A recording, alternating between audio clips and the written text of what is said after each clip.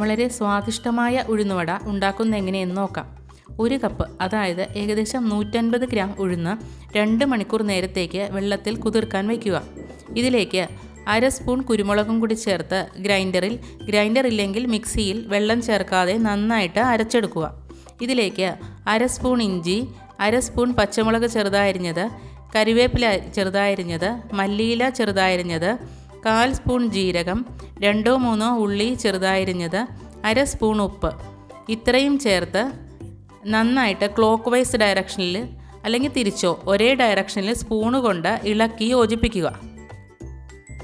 മാവ് നല്ല ഫ്ലഫി ആയിട്ടുണ്ടാകും. ഇനി എണ്ണ ചീനച്ചട്ടിയിൽ ചൂടാക്കാൻ വയ്ക്കുക.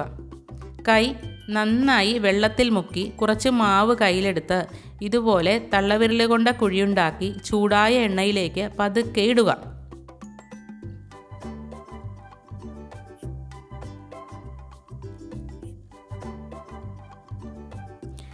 2 സൈഡും ഗോൾഡൻ ബ്രൗൺ നിറമാകുന്നതുവരെ വറുത്ത് കോരിയെടുക്കുക.